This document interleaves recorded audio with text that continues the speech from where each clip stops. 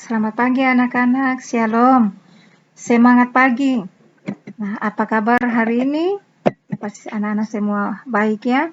Nah, anak-anak sebelum melakukan aktivitas kegiatan di hari ini, lewat kegiatan belajar mengajar, anak-anak harus cuci tangan ya. Cuci tangan menggunakan sabun, kemudian harus pakai air yang mengalir.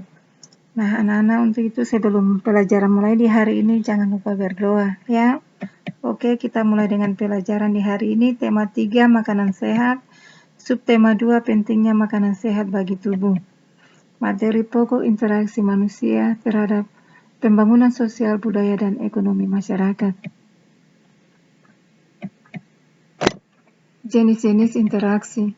Interaksi merupakan suatu bentuk hubungan timbal balik antara individu dengan individu, individu dan kelompok, serta kelompok dengan kelompok. Interaksi manusia bukan hanya dengan individu dan kelompok saja, melainkan mencakup interaksi manusia dengan lingkungan alam, sosial, budaya, dan ekonomi. Lingkungan hidup memiliki pengaruh besar bagi manusia karena merupakan komponen penting dari kehidupan manusia. Lingkungan hidup manusia terdiri atas lingkungan alam, sosial, budaya, dan ekonomi. Interaksi manusia dengan lingkungan alam. Lingkungan alam adalah lingkungan yang terbentuk secara alamiah tanpa campur tangan manusia. Lingkungan alam terdiri atas komponen abiotik dan biotik. Komponen abiotik adalah segala sesuatu yang ada di lingkungan yang bukan makhluk hidup. Lingkungan biotik adalah segala benda hidup yang ada di lingkungannya. Interaksi antara manusia dan alam dapat dikelompokkan menjadi dua, yaitu interaksi yang menyesuaikan diri dengan alam dan interaksi yang mendominasi alam. Interaksi manusia yang menyesuaikan diri dengan alam contohnya adalah hidup dekat dengan sumber makanannya.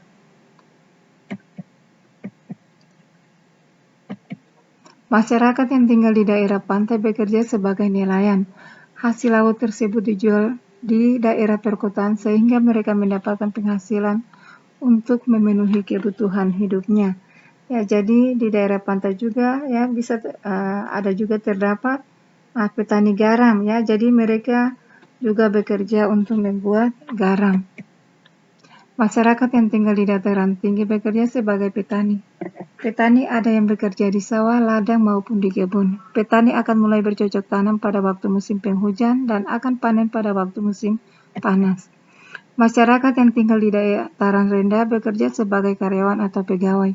Untuk memenuhi kebutuhan hidupnya, masyarakat yang berada di perkotaan bekerja sebagai karyawan atau pegawai. Karyawan yang bekerja untuk memenuhi kebutuhan hidup, mereka membutuhkan interaksi dengan orang lain. Interaksi sosial tampak dengan jelas pada aktivitas masyarakat di pasar. Pasar adalah tempat bertemu penjual dan pembeli untuk memenuhi kebutuhan hidupnya. Berdasarkan jenis bangunannya, pasar dibedakan menjadi dua. Ya, ada pasar tradisional dan pasar modern. Nah, ini adalah ciri-ciri dari pasar tradisional. Penjual dan pembeli bertemu secara langsung. Harga di pasar tradisional bisa ditawar. Harganya lebih murah dibandingkan pasar modern.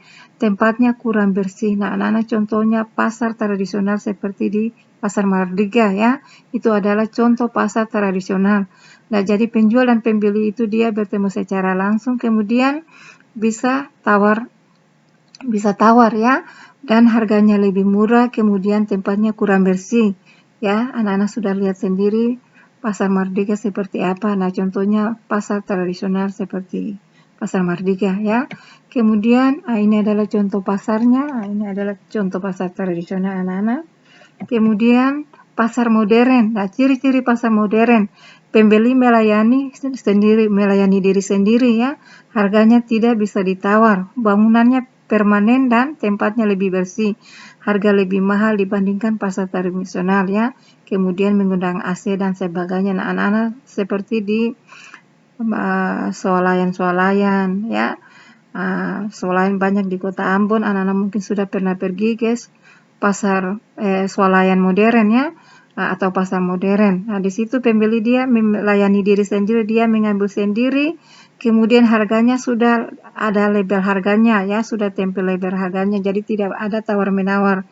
Jadi bangunan permanen pakai AC dan sebagainya, bersih ya, dan juga harganya mahal. Jadi tidak bisa tawar-menawar ya, dan pembayarannya harus melalui kasir.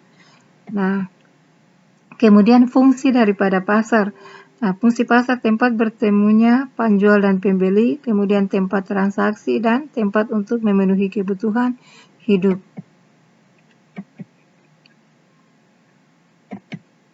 Interaksi manusia dengan lingkungan sosial. Manusia perlu berhubungan atau berkomunikasi dengan yang lainnya. Proses sosial adalah suatu interaksi atau hubungan saling memengaruhi antar manusia. Interaksi manusia dengan lingkungan budaya. Manusia adalah makhluk sosial. Manusia tidak bisa hidup sendiri untuk memenuhi seluruh kebutuhan hidupnya. Kita harus dapat beradaptasi dengan lingkungan termasuk dalam hal perilaku, aturan, nilai kepercayaan, dan adat istiadat yang berlaku di lingkungan tersebut. Perilaku, aturan, nilai kepercayaan, dan adat istiadat merupakan bagian dari kebudayaan. Kebudayaan merupakan salah satu unsur penting yang dimiliki oleh suatu masyarakat. Nah, interaksi manusia dengan lingkungan ekonomi. Lingkungan ekonomi adalah faktor ekonomi yang mempengaruhi jalannya usaha atau kegiatan ekonomi. Faktor pendukung kegiatan ekonomi adalah kebijakan ekonomi pemerintahan, pendapatan masyarakat, sumber daya ekonomi yang tersedia, dan sebagainya.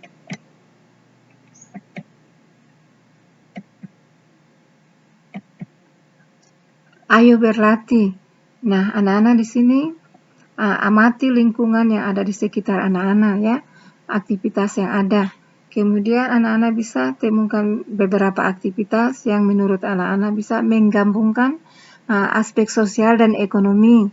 Ya, jadi aktivitas tersebut dimaksudkan untuk meningkatkan taraf dan kualitas hidup masyarakat. Nah, seperti misalnya contoh melakukan perdagangan ya, melakukan perdagangan. Nah, kalau melakukan perdagangan berarti mendapatkan penghasilan ya. Mendapatkan penghasilan itu adalah aspek ekonomi. Sedangkan misalnya berinteraksi dengan pembeli seperti di pasar, pembeli dan penjual, itu adalah termasuk aspek sosial ya anak-anak. Nah, nanti anak-anak berlatih, kemudian anak-anak sebutkan dua aktivitas yang menggabungkan aspek sosial dan ekonomi. Nah, yang aktivitasnya untuk meningkatkan taraf dan kualitas hidup masyarakat.